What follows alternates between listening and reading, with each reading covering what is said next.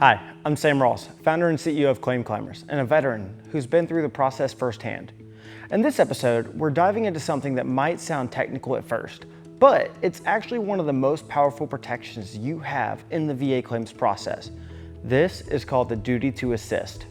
This is not just a policy, this is a legal obligation.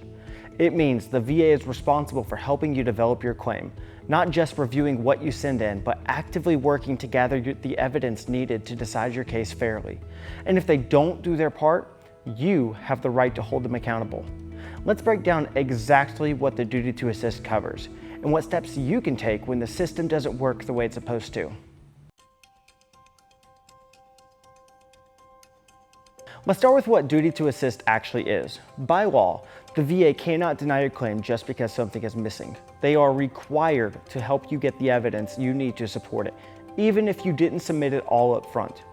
This includes pretty much everything: pulling your service treatment records, retrieving your VA medical records, scheduling a compensation exam if needed, and letting you know if any critical documents or information are missing. This applies whether you filed on your own, through a VSO, or with legal help. The VA's obligation doesn't change, and it's why many veterans are encouraged to file, even if they don't have everything perfectly lined up, because the VA is supposed to help fill in those blanks. Now, let's get specific. What records is the VA supposed to track down? First, your service treatment records, or STRs. These are your in-service medical records. The VA typically requests them from the National Personnel Records Center, or the National Archives, if you will. That's where you request your C-file. This step should happen automatically as part of their process. Second, your VA medical records, or your Blue Button report. If you've ever received care at a VA facility, those records are part of your file, and the VA is required to pull them. Third, federal records. This could include Social Security disability decisions, DoD documentation, or anything from another federal agency that can support your claim. Now, here's the catch. Private medical records can't be pulled without your permission. This is where VA Form 214142 comes in. Once you sign it, the VA is supposed to reach out to your private providers and request those records on your behalf, unless you uploaded them on your own. If you did that, you do not need to list them. But what happens when those records aren't available? Maybe they were lost, maybe they were destroyed, or maybe they were never properly recorded, especially common with combat zone injuries, trauma-related claims, IED blasts, etc.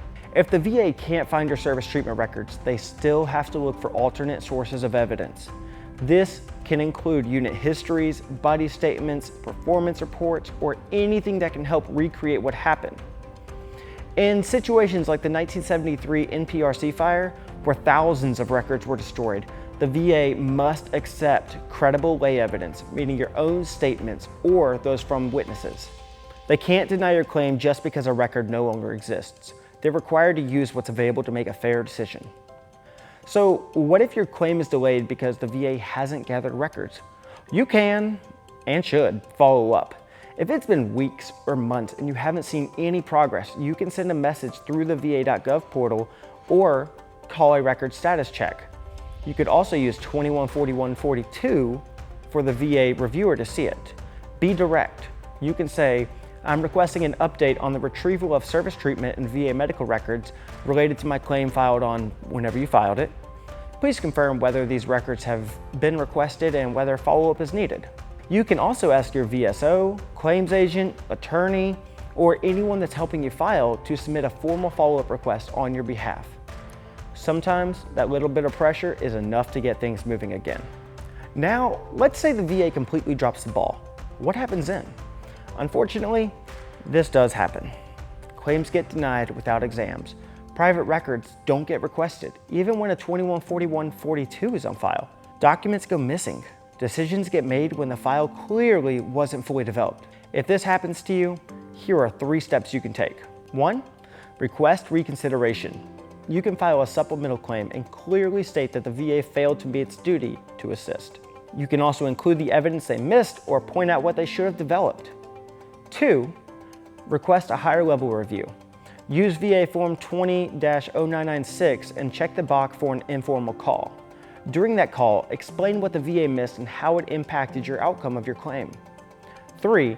File a formal complaint. You can contact the VA Office of the Inspector General or the White House VA hotline to report major failures. This is especially important if your issue wasn't a one-time error, but part of a bigger pattern of mishandled cases. Remember, raters are human. They do make mistakes. None of these steps are just paperwork. These carry real weight. They create a record, and they can reopen claims that were unfairly denied or prematurely closed. Now, this part's important. Document everything. Every phone call, every piece of evidence you send, every submission through va.gov. Write down the name of the rep you talked to. Record the date. Take screenshots of uploads. If you're working with someone, ask them to keep records too, because if something goes missing, you need to show that you did your part. Remember, as long as you do your part, they're supposed to do theirs. Let's recap. The duty to assist means the VA has a legal responsibility to help develop your claim. That includes gathering records, scheduling exams, and letting you know what's missing. If they do not do it, you have rights. Remember, you can request reconsideration with a supplemental claim, file a higher level review to fix the mistake, or submit a complaint to hold the system accountable. And through it all, remember the one thing we do: document everything. The more control you keep over your side of the process, the harder it is for anything to get overlooked or denied unfairly.